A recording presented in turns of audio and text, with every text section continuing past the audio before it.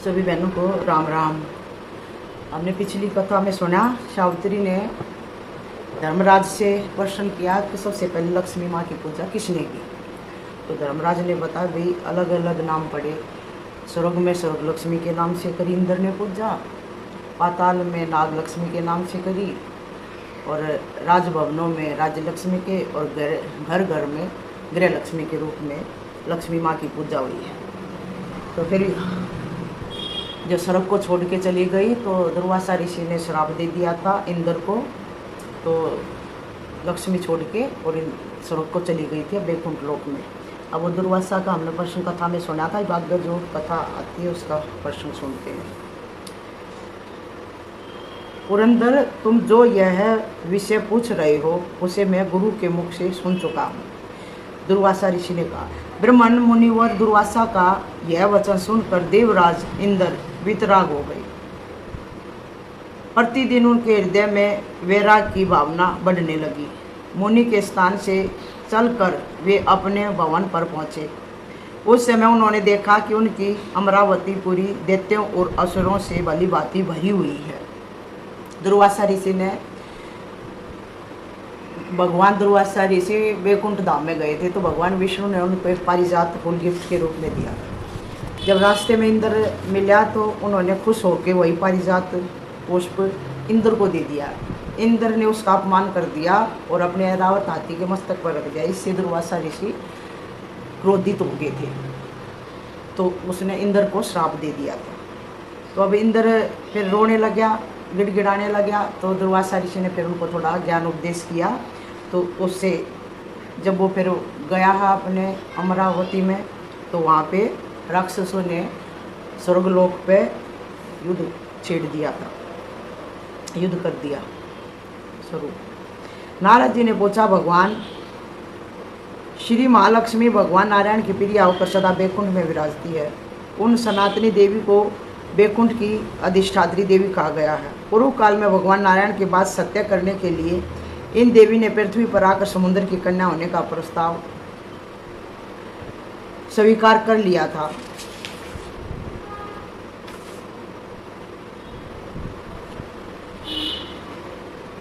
उस समय उन्होंने देखा कि उनकी अमरावती पूरी दैत्यों और असुरों से भली भांति भरी हुई है।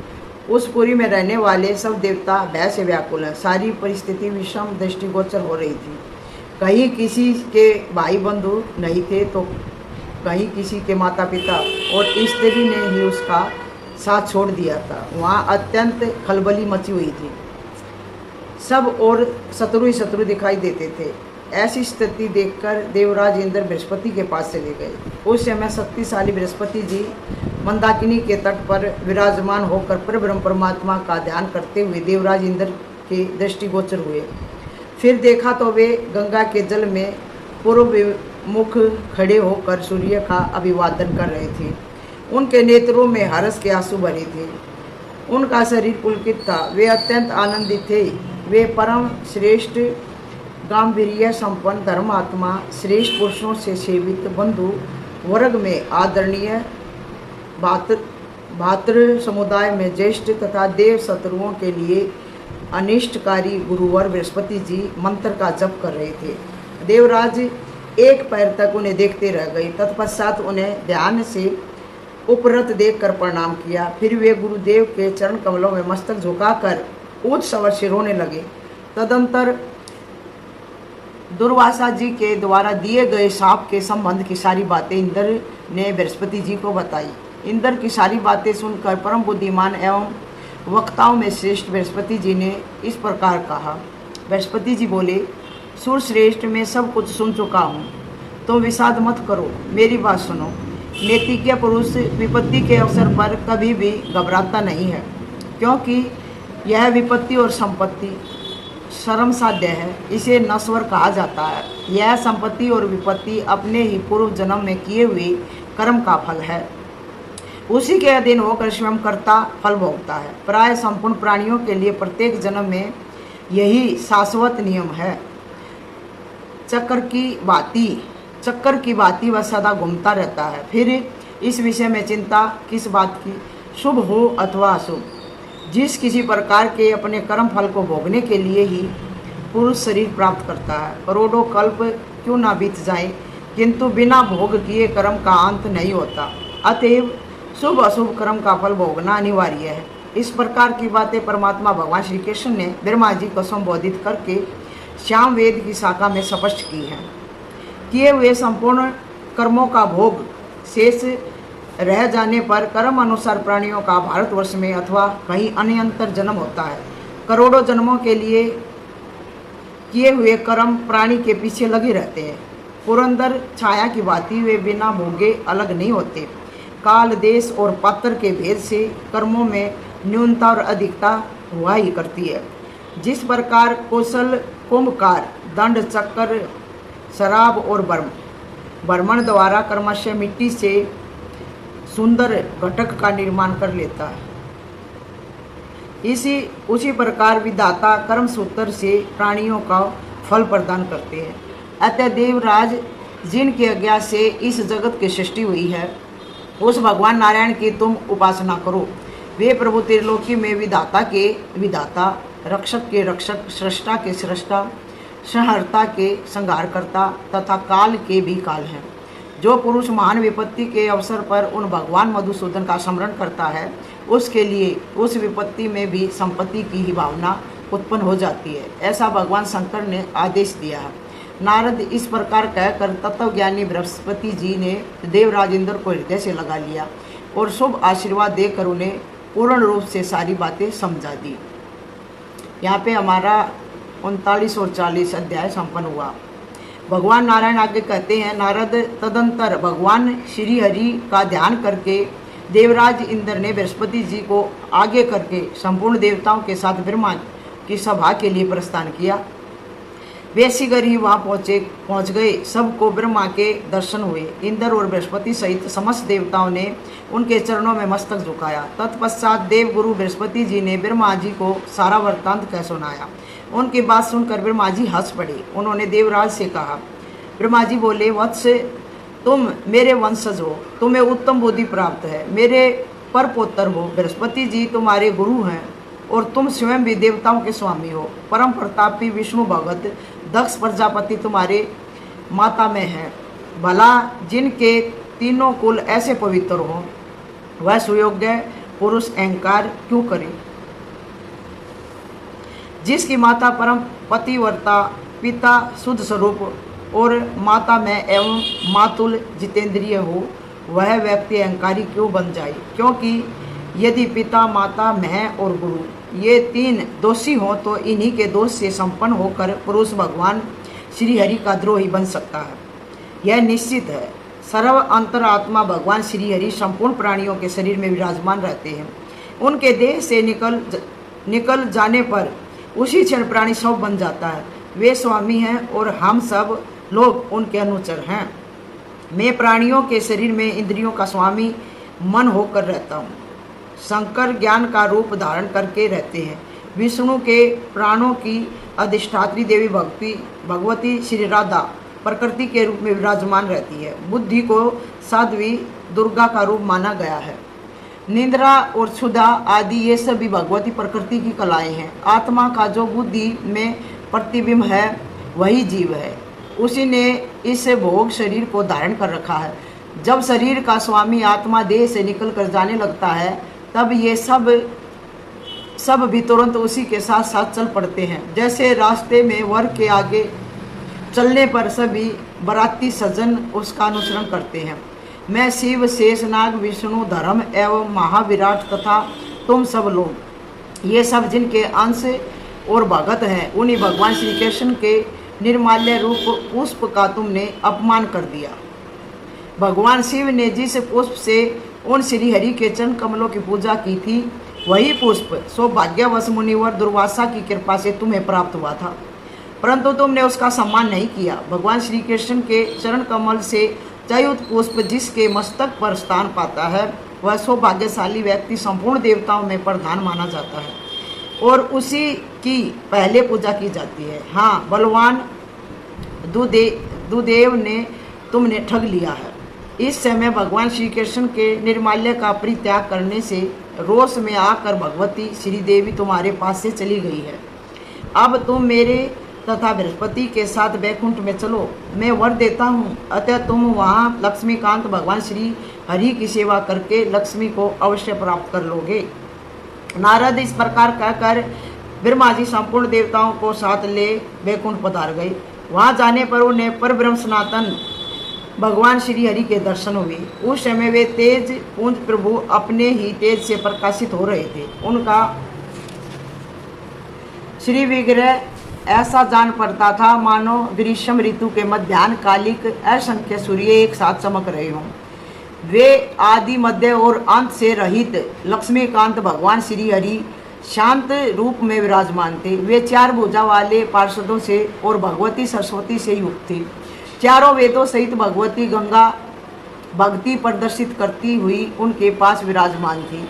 उन्हें देखकर ब्रह्मा के अनुयायी संपूर्ण देवताओं ने मस्तक झुकाकर प्रणाम किया। उनके प्रत्येक अंग में भक्ति और विनय का विकास हो चुका था। आंखों में आंसू भरकर वे परम प्रभु भगवान श्री हरि की स्तुति करने लगे। स्वयं ब्रह्मा जी के हाथ जोड़कर भगवान से यथावत समस्त वृत्तांत कह सुनाया। उस समय समस्त देवता अपने अधिकार से च्युत होने के कारण रो रहे थे। विपत्ति ने उन्हें हृदय में भली भांति स्थान प्राप्त कर लिया था। भय के कारण उनमें घबराहट की सीमा नहीं थी। उनके शरीर पर एक भी रत्न या आभूषण नहीं था। वे सवारी से भी रहित थे। उन सभी के मुख ग्लान थे। श्री तो पहले ही उनका साथ छोड़ चुकी थी। वे निस्तेज एवं भयग्रस्त थे। कुछ भी करने की शक्ति उनमें नहीं रह गई थी। देवताओं को ऐसी दीन दशा में पड़े हुए देखकर भय को दूर करने वाले भगवान श्री हरि ने उनसे कहा। भगवान श्री हरि बोले, ब्रह्मन तथा देवताओं, भय मत करो। मेरे रहते तुम लोगों को किस बात का भय है? मैं तुम्हें परम ऐश्वर्य को बढ़ाने वाली अचल लक्ष्मी प्रदान करूंगा। परंतु मैं कुछ समय उचित बात कहता हूँ, तुम लोग उस पर ध्यान दो। मेरे वचन हितकर सत्य सारभूत एवं परिणाम में सुख वह हैं। जैसे अखिल विश्व के संपूर्ण प्राणी निरंतर मेरे अधीन रहते हैं, वैसे ही मैं भी अपने भगत के अधीन हूँ। मैं अपनी इच्छा से कभी कुछ नहीं कर सकता। सदा मेरे भजन चिंतन में लगे रहने वाले निरकुश भक्त जिस पर रुष्ट हो जाता है, उसके घर लक्ष्मी सहित मैं नहीं ठहर सकता। यह बिल्कुल निश्चित है। मुनिवर दुर्वासा महाभाग शंकर के अंश एवं वैष्णव पुरुष हैं।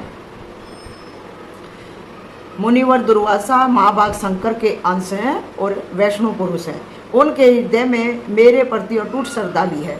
उन्होंने तुम्हें श्राप दे दिया है, अतएव तुम्हारे घर से लक्ष्मी सहित मैं चला आया हूँ। क्योंकि जहाँ शंख ध्वनि नहीं होती, तुलसी का निवास नहीं रहता, शंकर की पूजा नहीं होती तथा ब्राह्मणों को भोजन नहीं कराया जाता, वहाँ लक्ष्मी नहीं रहती।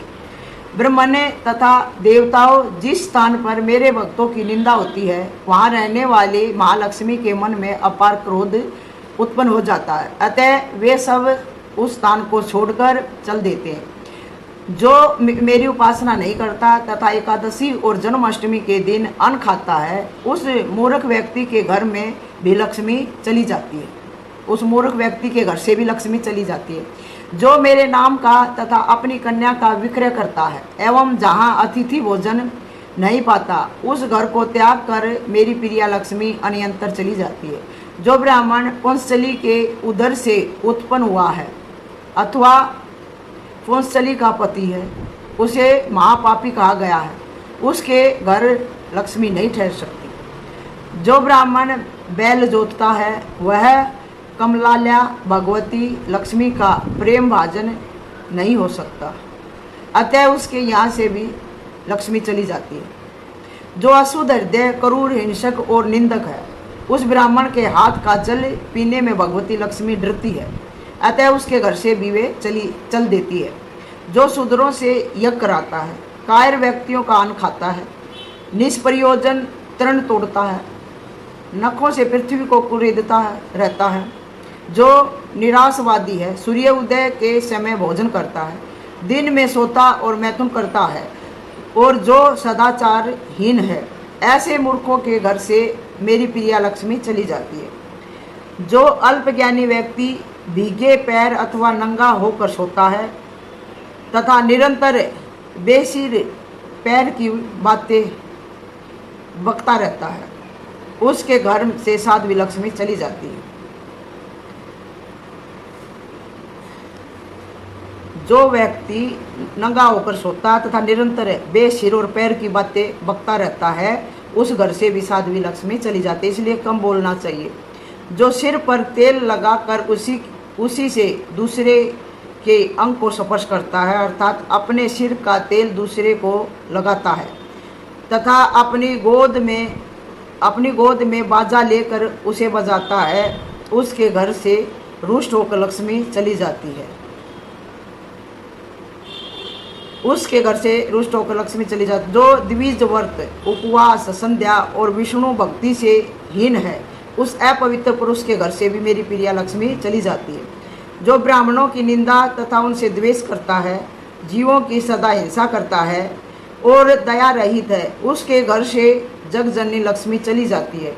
जिस स्थान पर भगवान श्री हरि की चर्चा होती है और उनके गुणों का कीर्तन होता है, वहीं पर संपूर्ण मंगलों को भी मंगल प्रदान करने वाली भगवती लक्ष्मी निवास करती है।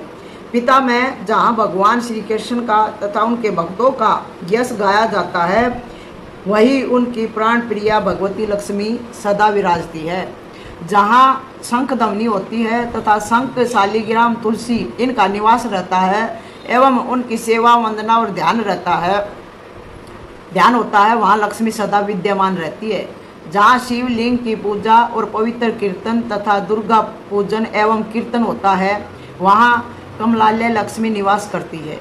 जहाँ ब्राह्मणों की सेवा होती है, उन्हें उत्तम पदार्थ भोजन कराए जाते हैं तथा संपूर्ण देवताओं का अर्चन होता है, वहाँ पद्म मुखी साध्वी लक्ष्मी विराजती है। नारद रमापति भगवान श्री हरि ने संपूर्ण देवताओं से यूँ कहकर श्री लक्ष्मी से कहा, देवी तुम अपनी कला से क्षीर समुद्र के यहाँ जाकर जन्म धारण करना स्वीकार कर लो।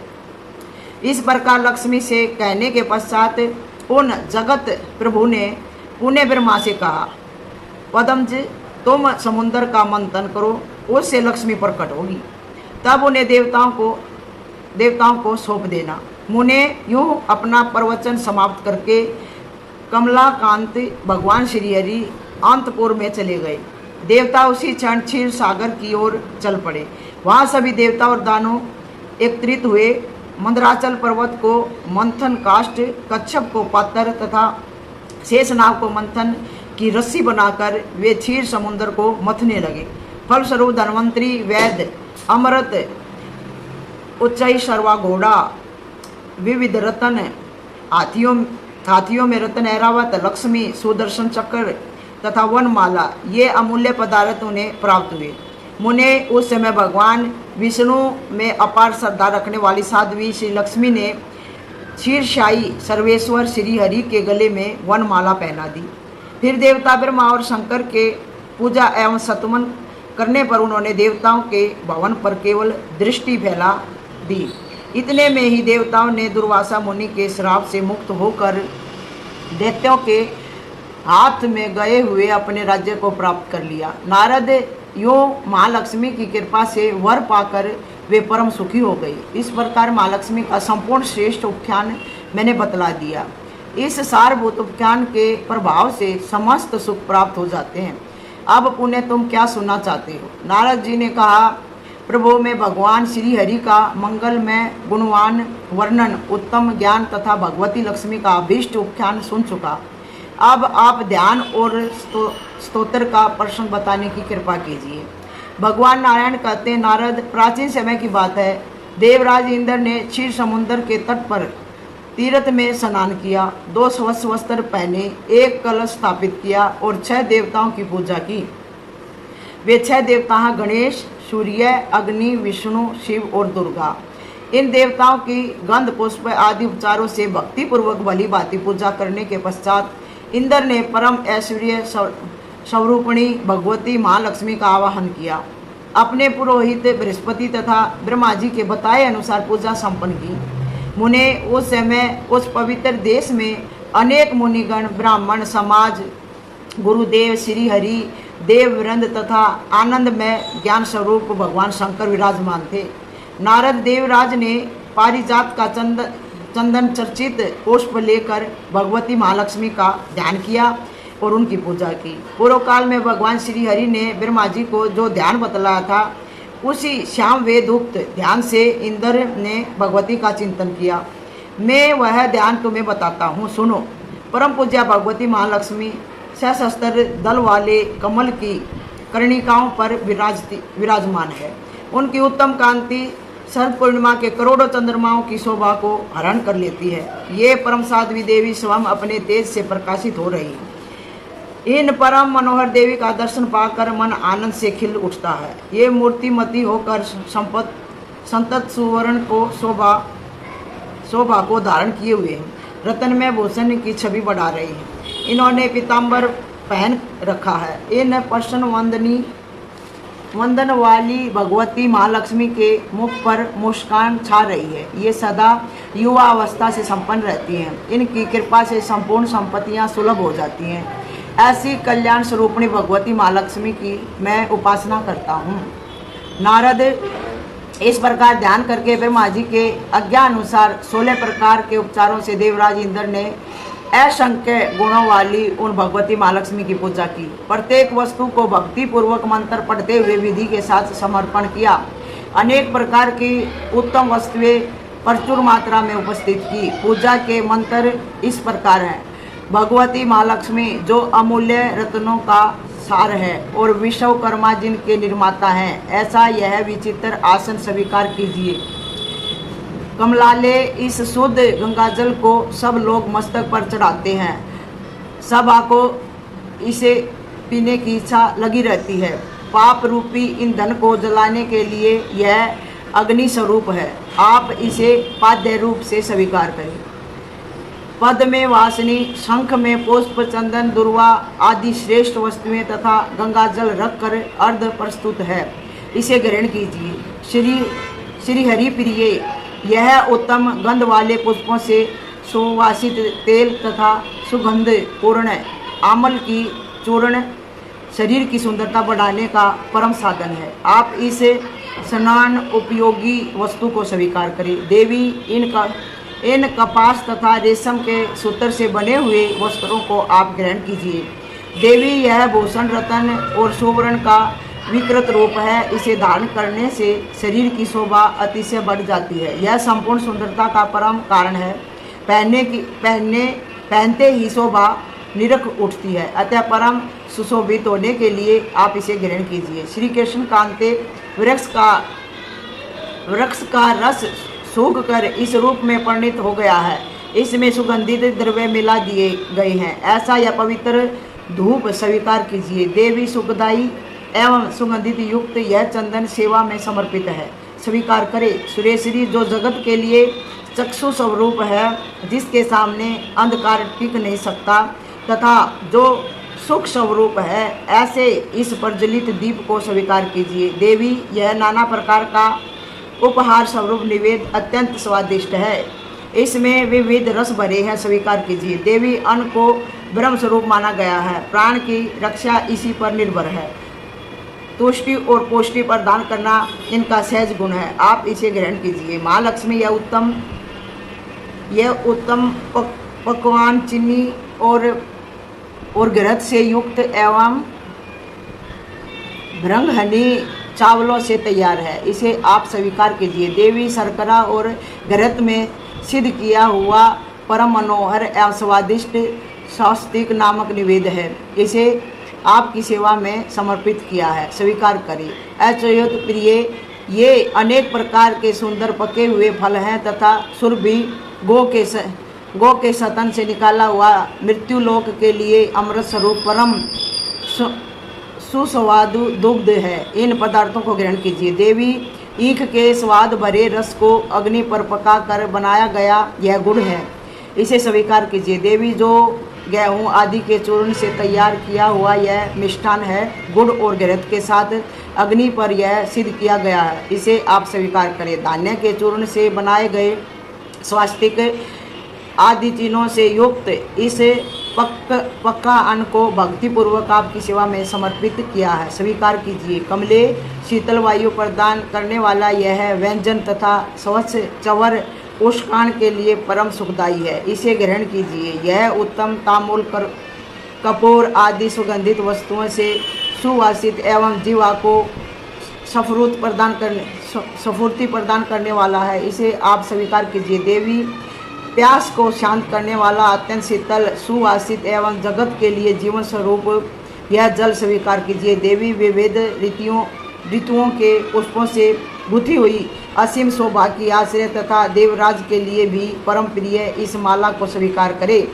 यह शुद्धि प्रदान करने वाला समस्त मंगलों का भी मंगल सुगंधित वस्तुओं से संपन्न दिव्य चंदन आपकी सेवा में समर्पित है, स्वीकार कीजिए। कृष्ण कांते यह पवित्र तीर्थ जल स्वयं शुद्ध तथा अन्न का भी सदा शुद्ध करने वाला है, इसे आप आचमन के रूप में स्वीकार करें। देवी यह अमूल्य रत्नों से बनी हुई सुंदर सैया वस्त्र और आभूषणों से सजाई गई है, पुष्प और चंदन से चर्चित है, इसे आप स्वीकार करें। देवी यही नहीं किंतु पृथ्वी पर जितने भी अपूर्व द्रव्य शरीर को सजाने के लिए परम उपयोगी हैं, वे दुर्लभ वस्तुएं भी आपकी सेवा में उपस्थित है, स्वीकार करें माता।